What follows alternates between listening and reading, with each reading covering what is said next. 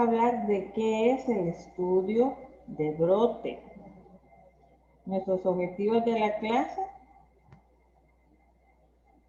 que ustedes sepan qué es investigación epidemiológica de campo, identificar los estudios de brote, describir los pasos que tienen que hacer ustedes cuando me vayan a hacer un estudio de brote, ¿sí? Nada más. Fíjense que la investigación en salud, ¿verdad?, nos conlleva a la identificación de los factores de riesgo, ya sea a nivel de individual, ¿verdad?, de cada persona, o estamos hablando de una comunidad, ¿verdad?, que participan en la ocurrencia de una enfermedad. La investigación de brote, ¿qué es? Fíjense que es el estudio epidemiológico de campo más frecuente, aplicado y de mayor utilidad práctica entre los equipos locales de salud y constituye un excelente modelo de investigación comunitaria. Un ejemplo así, sencillo. Estoy yo en mi consulta y veo yo que me llega una persona con diarrea. ¿Y de qué comunidad es? No, aquí vengo del Manguito. Va. Me llega otro paciente y viene con diarrea. ¿De dónde y de dónde vive? Del Manguito. Otro con diarrea. ¿Por dónde vive? Cerca del Manguito. Entonces, esa se llama una vigilancia pasiva. ¿Por qué? Porque yo no me muevo al campo, sino que los afectados vienen a mí, ¿verdad? Que sería la unidad de salud. Entonces, todo eso lo reporta en mi epidemiológico. Así, quiero decir, en mi censo diario de consulta. Bueno, diariamente se hace el reporte epidemiológico, ¿verdad? ¿Con qué? Con la finalidad de ir buscando si hay brotes, ¿verdad? Enfermedades que están de lo más tranquilas, podemos decir que solo hay 3, 4, 5 casos al día en cierta comunidad, en cierta localidad, pero de repente viene un día y empiezan a haber 20, 25, 30, 35. Eso es a manera de diariamente. Entonces, algo está pasando ahí. Y como equipo local de salud, ¿verdad?, hay que ir a investigar a ese lugar qué es lo que está pasando, ¿verdad? Entonces, es un estudio de campo y tendríamos que ir a buscar también lo que es brote, ¿verdad? O porque hay más casos, ya dijimos lo que es un caso sospechoso de esa enfermedad. La historia de la salud pública exhibe una gran cantidad de notables ejemplos de investigación.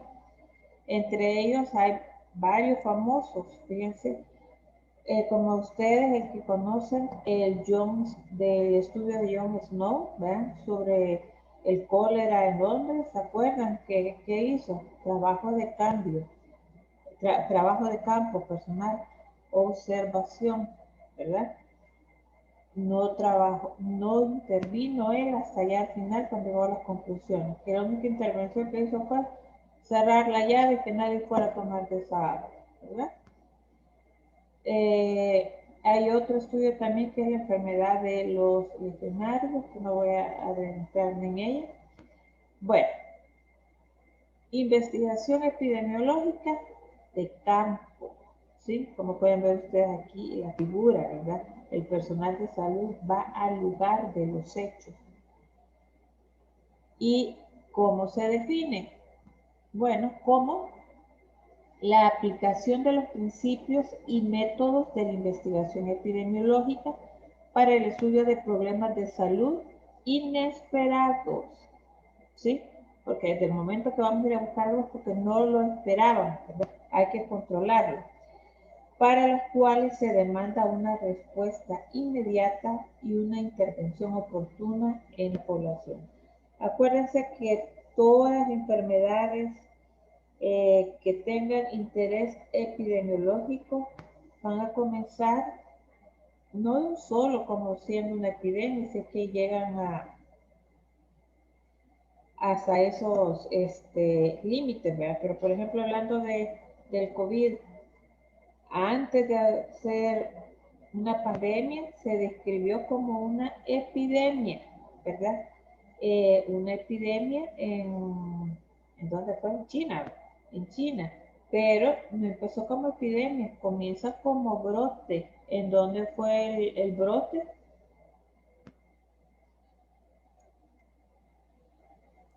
Wuhan.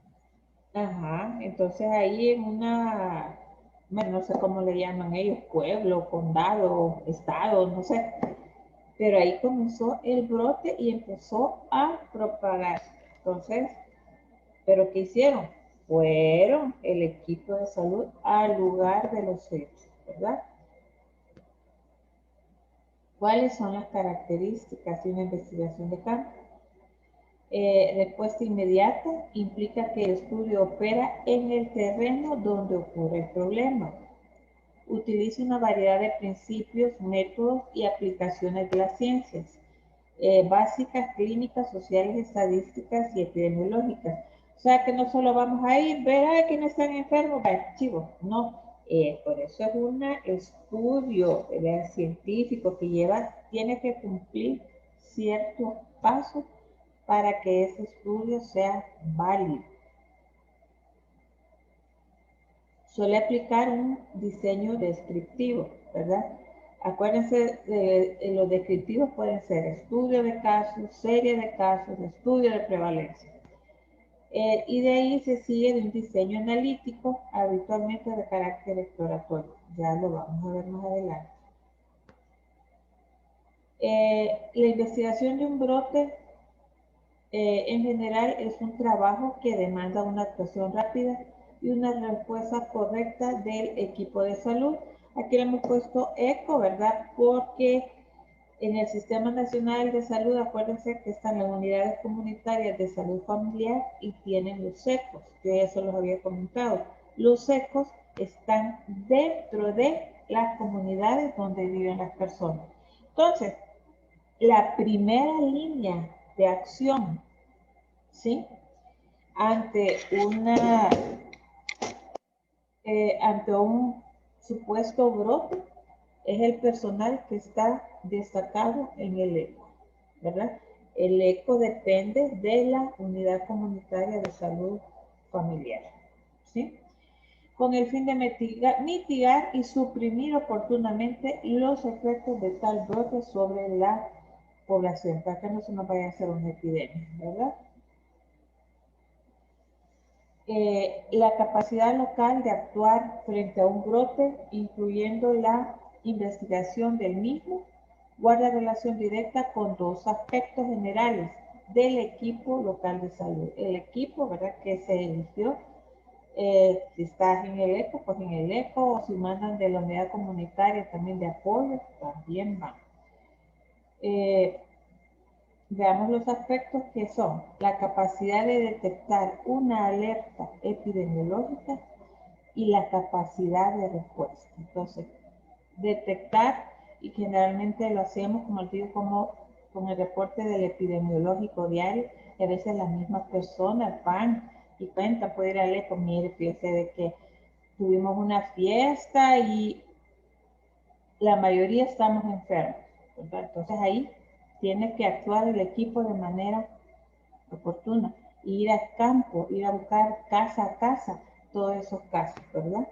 Entonces por eso se dice capacidad de respuesta epidemiológica. ¿Qué es un brote entonces? Es el aumento inusual en el número de casos o dos o más casos relacionados epidemiológicamente de aparición súbita y diseminación localizada en un espacio específico, ¿verdad? Brote.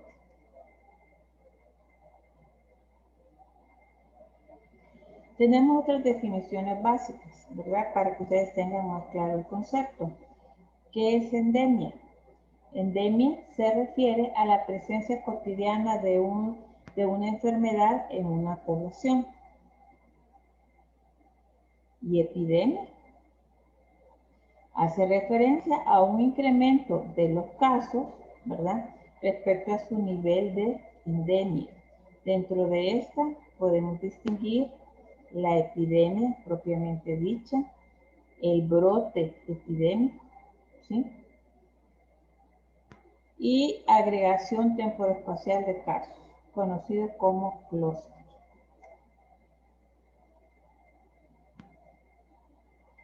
¿Cuándo vamos a investigar si hay brote o no hay brote?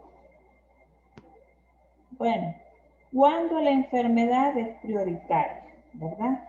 En este caso, todas las enfermedades respiratorias, olvídense, son prioritarias para descartar, ya saben, COVID, ¿verdad? Entonces, cuidadito, un resfriado, y también la gente rapidito se aboca al servicio de salud.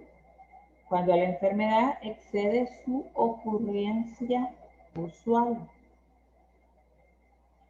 Cuando la enfermedad parece tener una fuente común.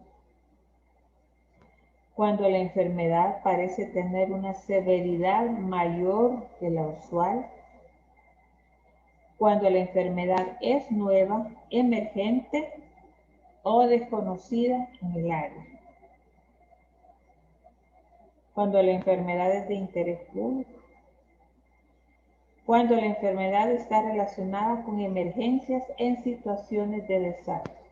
Entonces vuelvo y repito, cuando es prioritaria, cuando excede su ocurrencia usual, cuando tiene una fuente común, cuando la severidad es mayor que lo usual, cuando es nueva, emergente o desconocida, que sea de interés público y esté relacionada con situaciones de emergencia en desastre. ¿Cómo investigar? El objetivo principal que se busca en una investigación, hablando de epidemiología de campo, es la identificación de los factores causales, ¿verdad? ¿Por qué me está afectando esta enfermedad? ¿Verdad? ¿Qué es lo que ha pasado? En asociación con la presencia epidémica de la enfermedad en la población.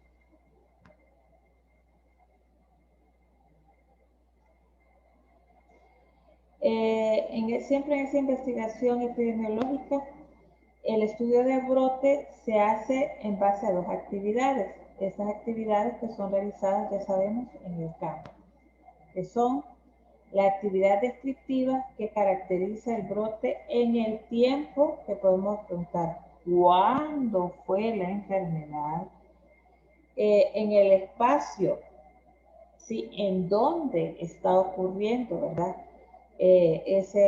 esa sospecha de brote, y persona, en quién se está dando esa enfermedad, en niños, adultos, adulto mayor, o solo en el sexo masculino, solo en el femenino, ¿sí?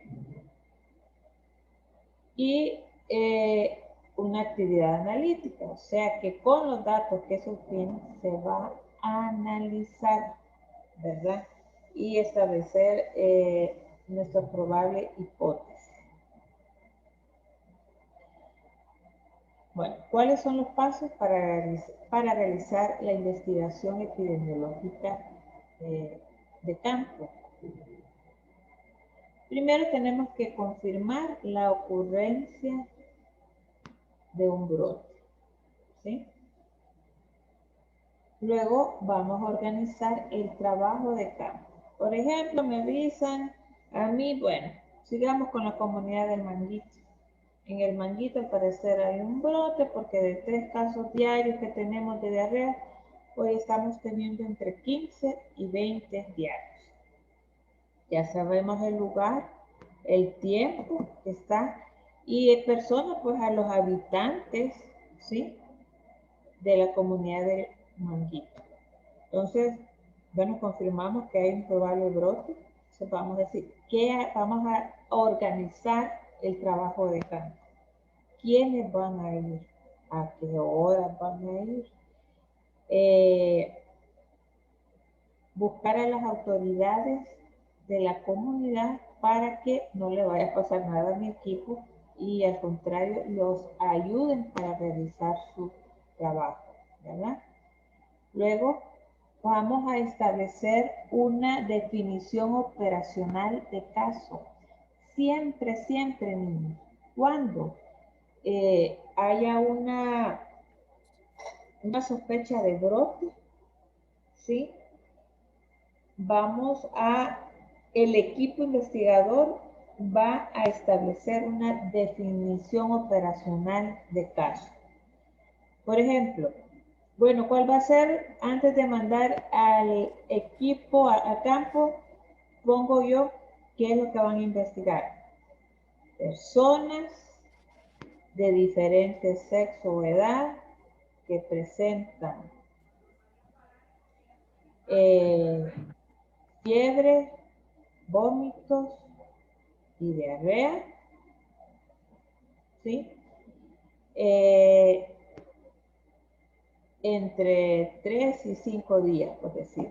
Entonces, esa va a ser mi definición operacional de caso. Entonces, yo, con mi definición operacional, voy a ir a buscar las personas que se ajusten a mi definición, ¿verdad? ¿Tengo gripe? Entonces, no, eso no es mi caso, mi definición operacional. Yo busco pacientes que tengan fiebre, vómito, diarrea entre 3 y 5 días de evolución. ¿Vamos claros ahí?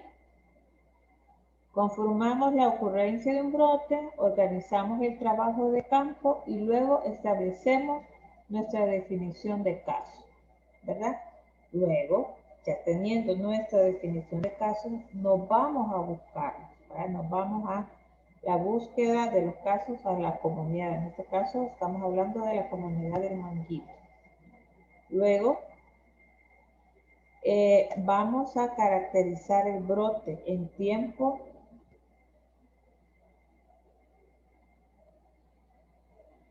espacio y persona. ¿Se acuerdan que hablamos? Tiempo, lugar y persona. Tiempo, ¿cuándo? ¿En qué semana? ¿Qué días? ¿Sí? Espacio, en el Manguito. Personas, niños, adultos, mujeres, hombres. ¿Sí? Entonces ahí se caracteriza. O eso es la caracterización. Luego, generar hipótesis y adoptar medidas de control inmediato. En base a todo el que ya fuimos al campo, ¿verdad? Y busqué todos los casos, vengo yo y en base a los datos obtenidos voy a generar una hipótesis, ¿verdad? Entonces, puede ser, en el Manguito, todos toman agua de tal lugar y puede ser que por esa agua estaba contaminada porque no está debidamente clorada. O resulta que todas esas personas han estado consumiendo alimentos de tal lugar. Entonces, miren, segunda hipótesis puede ser que este brote de diarrea o gastroenteritis es porque han consumido alimentos de X lugar. 3. No ha habido luz o energía eléctrica en toda esa semana, ¿verdad? Entonces no han podido refrigerar debidamente los alimentos. Por eso se debe a que han aumentado los casos de diarrea. Entonces, ahí es, dependiendo de los datos obtenidos, generamos la hipótesis, ¿verdad? Le evaluamos la hipótesis aplicando los métodos de análisis exploratorios. Se ponen, en base a todas las hipótesis que hice, vamos a ver cuál es la principal, no quiere decir que no se van a tomar en cuenta las otras. ¿Y qué vamos a hacer? Bueno, voy a aplicar la educación en salud, me voy a ir a toda la comunidad y voy a ver también cómo están sus hábitos higiénicos, su lavado de manos o la manipulación de alimentos. ¿Sí? Voy a ver cómo está el agua, voy a ir a que cloren el agua, que le den buen trato, ¿sí? Si fue la luz, bueno, ir a hablar con CAES o con quien le toque ahí para que vuelvan otra vez con energía eléctrica. Esas son las medidas de control. Luego, cuando ya se tomaron las medidas de control, se evalúan para ver si hicieron efecto. Si mire, con la educación, con la aprobación del agua y la educación en salud en cuanto a lavado de manos y manipulación de alimentos, ya dentro de la semana siguiente ya vimos que los casos que eran de 15 a 20 fueron disminuyendo a 10 y ahorita solo tenemos como 2 o 3 al día.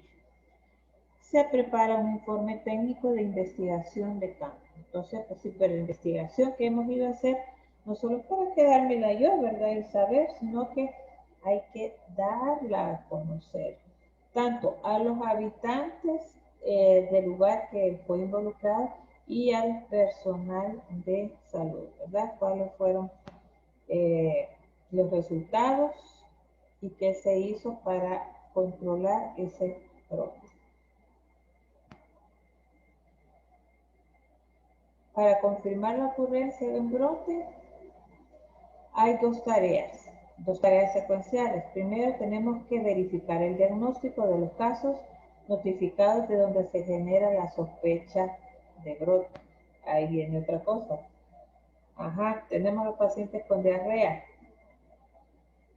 Perfecto, sí, tiene diarrea. Pero ¿cuál es el agente causal? ¿Sí? Entonces, tenemos que confirmar el diagnóstico, ¿verdad? Por medio de pruebas de laboratorio. Y se debe comparar las incidencias, ¿verdad? La actual con las anteriores o años anteriores, ¿verdad? Organizar el trabajo de campo. El ECO debe planificar los aspectos operativos del trabajo de campo. Se debe prestar atención a tres tipos de requerimientos.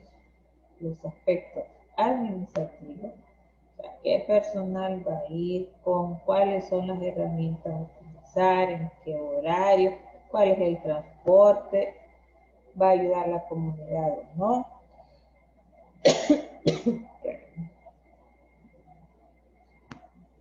Todo eso entra también en los aspectos logísticos, ¿verdad? ¿Quién nos va a ir a traer al equipo? ¿Quién nos va a ir a dejar? Se van a venir por sus propios medios. Y los aspectos técnicos también, ¿verdad? ¿Se va a tomar muestras? ¿No se va a tomar muestras? ¿Dónde vamos a citar a los pacientes? ¿O vamos a ir a su casa? ¿En un lugar de reunión? Bueno, todo eso se tiene que organizar antes de ir a tirar a la gente, ¿verdad? A hacer la investigación de campo. ¿Cómo establecemos la definición operacional de caso? Bueno, fíjense, conviene precisar que una definición de caso para los fines de la investigación de brotes puede diferir de la que se utiliza rutinariamente en el sistema de vigilancia de salud. O sea, hay una definición operacional de caso que ya la da el ministerio, pero quizás nosotros, por orden o por conveniencia, establecemos otro diferente que el ministerio, ¿verdad? Que nos va a servir solo para nuestra investigación. Una definición de caso es una estandarización de criterios empleados para decidir si se clasifica o no como caso a cada individuo en quien se sospecha la enfermedad objeto de la investigación.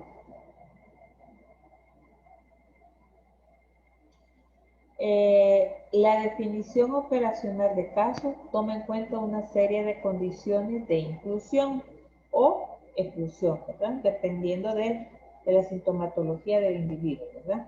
En relación con los siguientes tres tipos de criterios, que son los criterios clínicos, los criterios de laboratorio y los criterios epidemiológicos.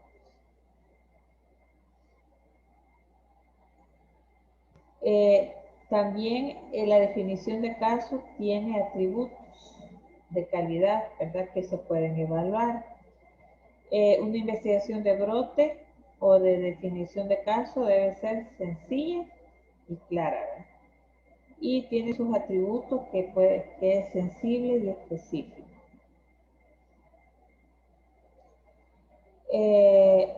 La definición de caso, ¿verdad? en una investigación de brote pudiera ser modificada dependiendo de la fase en que se encuentre el estudio a fin de priorizar su sensibilidad o especificidad. Por ejemplo, si al principio dije que mi definición operacional de caso, paciente de X edad que presenta vómitos, diarrea y fiebre, pero conforme he ido investigando y observando, puedo cambiar mi definición de caso, ¿verdad? Entonces, pacientes entre tal y tal edad que presentan fiebre, diarrea, malestar general y que han tomado agua del pozo que está en el manguito. ¿Ven? Ahí ya se hace más específica, ¿verdad? Para en base a lo que hemos ido encontrando. Por eso dice, se va haciendo, se prioriza más su sensibilidad o su especificidad. Bueno, esto puede ser en la fase inicial o en la avanzada. Luego, vamos a buscar, después de que ya pusimos, vuelvo y repito, la búsqueda, la definición de caso, nos vamos a la comunidad, ¿verdad? Entonces, vamos, buscamos casos, y eso es lo que se representa literalmente el trabajo de campo, ¿verdad? Ir al lugar afectado. A eso es lo que llamamos activar la vigilancia activa. ¿Se acuerdan? Al principio les dije, tenemos la vigilancia pasiva, que es aquella donde el afectado o el paciente o los casos llegan donde yo estoy dando la consulta a la unidad comunitaria de salud familiar o en el ECO. Pero yo no me muevo, me llegan a mi consulta. Al revés es la vigilancia activa. Ahí sería que yo dejo mi consulta y me voy a la comunidad a buscar los casos. ¿Sí? Siempre en base a definición de caso, ¿verdad? Definición operacional del caso. Luego vamos a caracterizar el brote en tiempo, dijimos, lugar y persona. Tiempo es el instrumento básico para caracterizar un brote en tiempo en la curva epidémica. ¿Qué pasó, Sergio? Hola, doctora, perdón, pero es que se fue la luz y no ha venido aún, pero fui a poner recarga. Así que ya estamos aquí. Vaya, hijo, está bueno. Perdón, doctora, gracias. No te preocupes. Pues sí, decíamos que el instrumento básico para caracterizar un brote en el tiempo es la curva epidémica, ¿verdad? Caracterizar un brote en tiempo implica establecer la duración del brote, ¿sí? Que fue una semana, entre 3 y 5 días. Vamos a definir la naturaleza, o sea, la naturaleza de la exposición, el por qué. Estimar el periodo probable de exposición.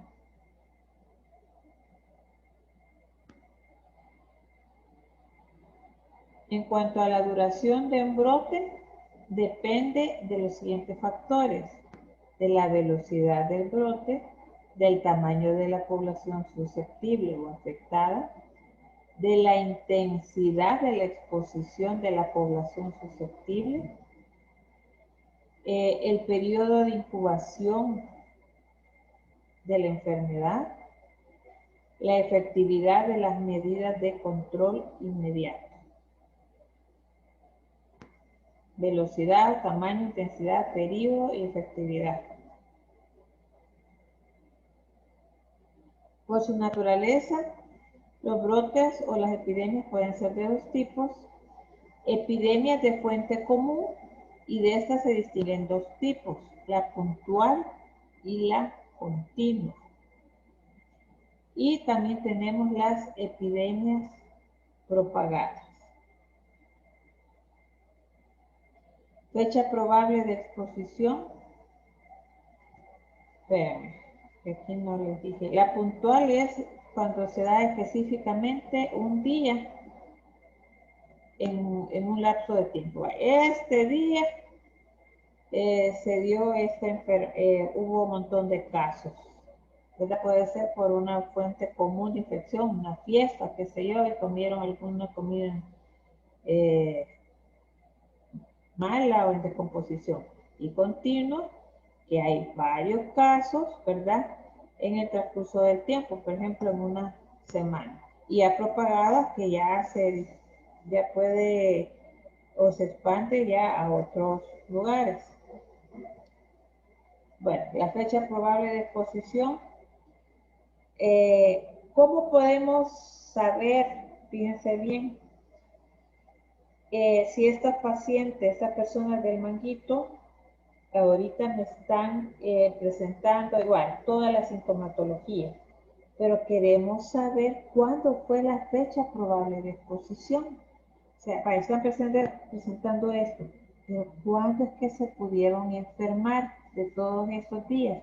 Y de ese día, cuando lo calcule, vamos a buscar qué pasó exactamente ese día o ese rango de días. Entonces, vean, para sacar este dato, se le resta simplemente al pico de la curva epidémica la cantidad de tiempo que corresponde a la mediana, que es la mediana, acuérdense que representa el valor de la variable de posición central en un conjunto de datos del periodo de incubación.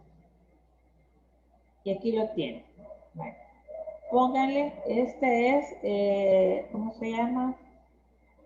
Perdón, una curva epidémica, ¿sí? Le sacamos, estos son los días y estos son los casos. Entonces, estamos viendo acá que en el día 25 es el pico de brote, o sea, cuando más casos hubieron. Por lo tanto, estamos hablando que esa es la mediana. Entonces, ¿qué habíamos dicho? Acá,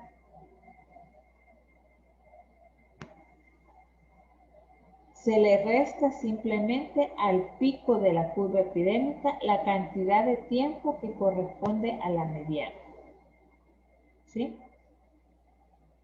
Entonces, aquí está el pico del brote, ¿verdad? El periodo de incubación de esta enfermedad es de 18 días. Y si vimos el pico del brote o la mediana nos cae en el día 25, ¿verdad? Ya llevamos 9 días de enfermedad, entonces ahí sacamos la mediana que fue 25. Entonces, a 25 le resto el periodo de incubación, en este caso estamos hablando de rubiola.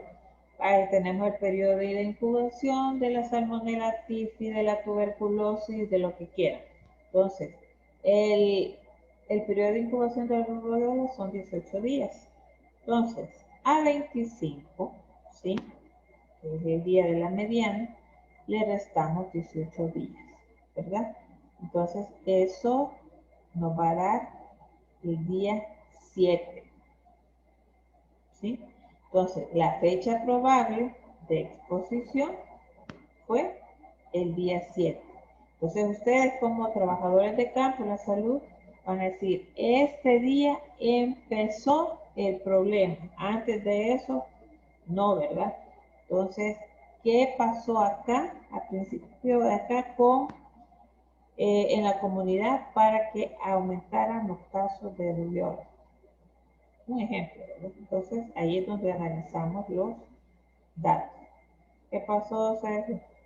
Hola, doctora. Algo así fue como hicieron para saber lo del coronavirus. Que cuando es que la gente se había Claro, vacunado y que con quiénes se había expuesto, con quiénes había así estado. es que lo primerito que hicieron ahí fue un estudio de campo, ¿verdad? Porque vieron que ahí del SUJAM y todo eso empezaban enfermedad con X características, que parecía gripe, ¿sí? Pero el problema es que después perdían el olor, tenían anosmia, ¿verdad? No sentían los sabores, que hasta cierto punto es normal en pacientes con gripe, pero el problema es la disnea, que veían y se iba deteriorando. De repente aparecía uno, aparecía otro y otro. Dije, ¿qué pasa? Y resulta que esta es una enfermedad emergente. ¿Por qué? Porque es una enfermedad nueva, ¿verdad? Nunca se... El agente etiológico tal vez no es nuevo, pero la enfermedad con toda esa sintomatología sí. Entonces, ¿qué se tuvo que hacer? Un estudio de campo, ¿verdad? Entonces, aplicando toda la metodología que, que les voy explicando paso a paso, ¿sí? Y cabales, por ejemplo, aquí tuvieron que calcular de esa manera, yo no sé si los chinos tienen otra, pero esta es la universal, ¿verdad? Para calcular la fecha probable de exposición, ¿verdad? De un brote. ¿Estamos bien acá? Aunque fíjense que aquí ellos no se conocía el periodo de incubación tampoco de esta enfermedad, porque la enfermedad era nueva. Entonces se tuvieron en base a la observación, ¿sí? Y el trabajo de campo establecer el periodo de incubación. Entonces acuérdense que primero se puso la definición de caso operacional, que paciente que presenta fiebre, aquí, anosmia, no sé qué, por tantos días, ¿sí? Y poco a poco fue cambiando la definición operacional en base a lo que se iba presentando y lo que observaban en el paciente. A ver, Sergio, ¿quién más quería hablar? Gracias, doctor.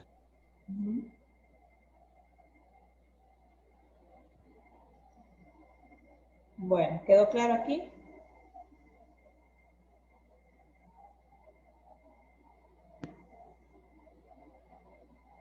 Espacio.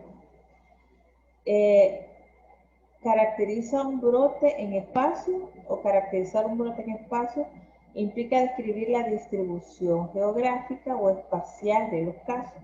O sea, en qué lugar se ubicaron, si es una comunidad, un pueblo, qué sé yo, una colonia, a partir de las respectivas tasas de ataque.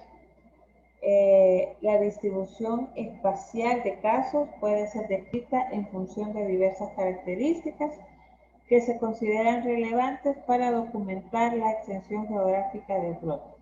O sea, que hay que ver las características de la comunidad y el comportamiento de la enfermedad en esas personas que habitan, ya sea en el lugar afectado o en los lugares colindantes, ¿verdad? Para documentar bien ese brote. También dependiendo de las circunstancias propias de Así cada como hizo brote. Perdón, doctor, así como hizo John Snow en su experimento. Así es, sí, muy bien.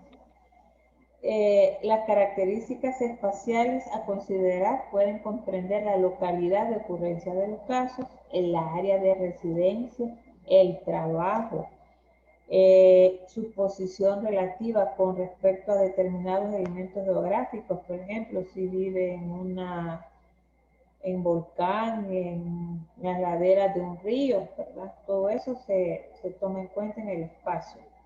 Por eso dice aquí, ¿ves? De referencias como ríos, vertederos, pozos, rellenos sanitarios, vecindad de los casos.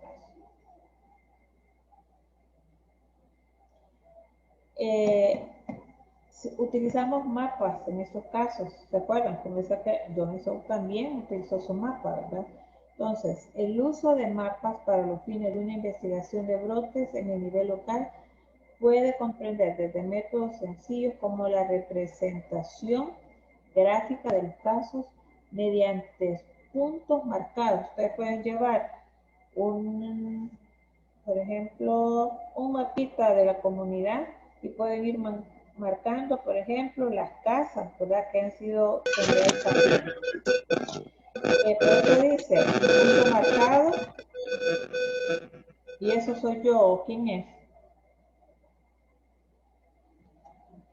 Punto marcado sobre un diagrama simple hecho a mano. Vean, esta es la que utilizó Jon Snow, ¿se acuerdan? Del barrio Soho en Londres. Él solo fue poniendo los puntitos, ¿vean? En las casas donde había pacientes o sus contactos. Entonces lo esquematizó, nada más. Y vean, el cuadrito era fuentes de agua, ¿sí? Y las muertes de cólera. Entonces se fijó que ¿dónde había más casos? En esta, ¿verdad? En la fuente que estaba en el Broad Street. ¿Sí? En cuanto a persona, la caracterización del brote por la variable persona incluye descripción de la distribución de los casos según las características de los individuos, ¿verdad? Involucra la elaboración de un cuadro resumen de la distribución de los casos por sexo y grupo de edad. Eso también, o sea, solo sea que hay un hombre, que hay una mujer, no. Se hace una tabla. ¿En qué rango de edad están? Si es sexo masculino, si es sexo femenino, si son niños, por ejemplo, así, miren. Tenemos, por ejemplo, el brote de fiebre tifoidea.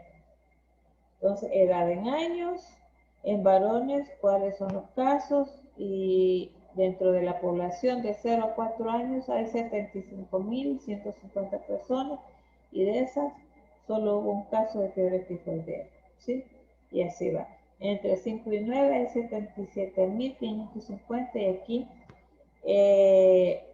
solo hubo 19, y así por el estilo en varones y en mujeres igual. Bueno, después de eso se genera la hipótesis y adoptar las medidas de control inmediato.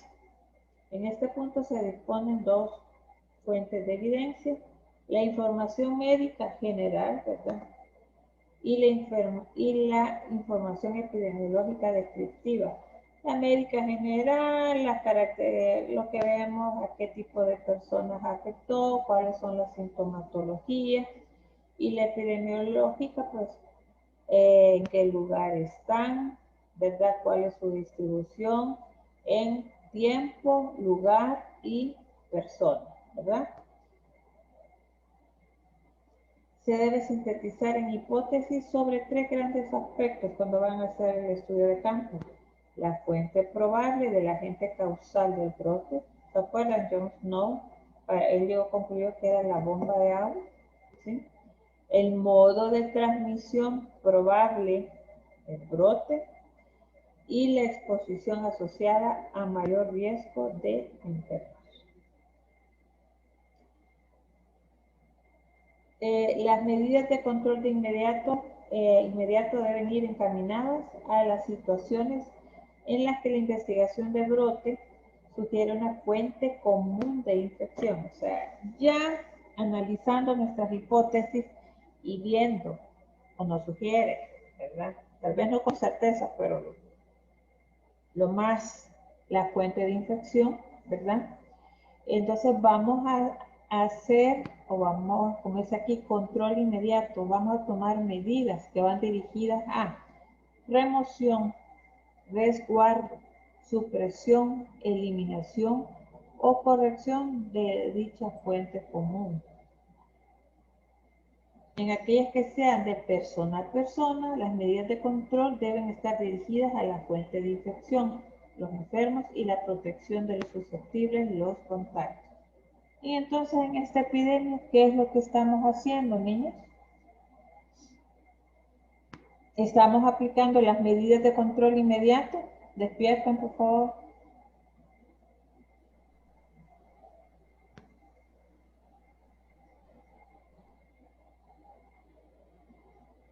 Va, pues hablen. Ay, quieren que les dé repaso, ¿eh? Y entonces, si no me participan, ¿qué estamos haciendo nosotros como medidas de control inmediato? El uso de la mascarilla. El uso de la mascarilla, lavado de manos. cabal, porque ya se ha comprobado que se transmite de persona a persona por medio de gotitas de flujo, ¿verdad? El siguiente paso es evaluar la hipótesis aplicando métodos de análisis exploratorios. Reconociendo que ni las enfermedades ni las epidemias se producen por azar en la población. El epidemiólogo necesita comparar grupos de poblaciones a fin de detectar las causas que incrementan el riesgo de enfermar o presentar determinado desenlace en salud.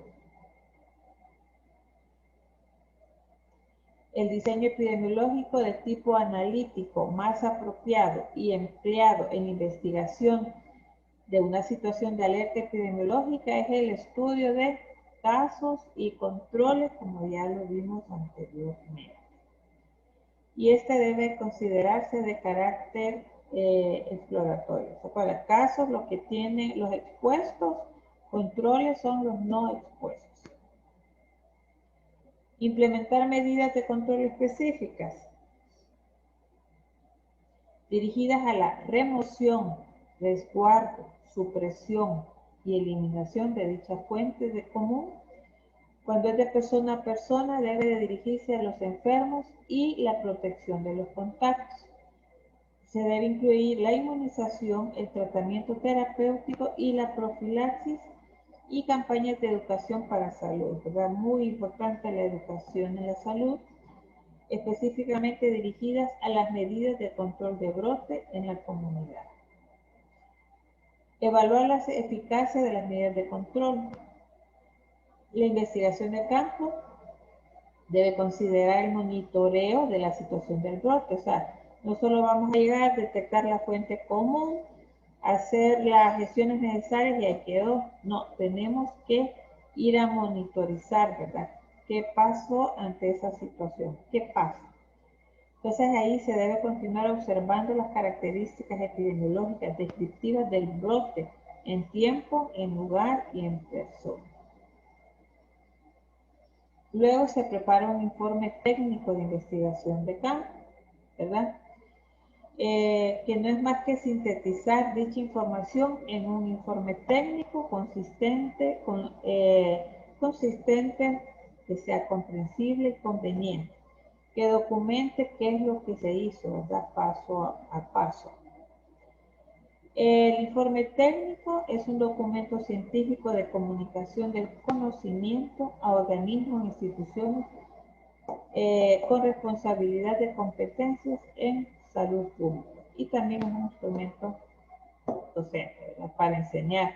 Por ejemplo, si me sale un brote otra vez de diarrea en una comunidad, qué sé yo, Jaitepec, ¿verdad? Puedo ir a buscar otros estudios que para ver y comparar los pasos que se siguieron, ¿verdad? Y la información para poder establecer mi propio estudio, mi propia investigación de campo en Caltepec. Bueno, y estas son las referencias bibliográficas. Como vieron, vimos paso a paso, ¿sí? Definimos qué es investigación epidemiológica de campo, identificamos el estudio de un brote y cuáles son los pasos que se realizan para un estudio de brote. ¿Estamos bien? Sí, doctora. Sí, doctora. Bueno, ¿se quieren ir ya o repasamos un poquito?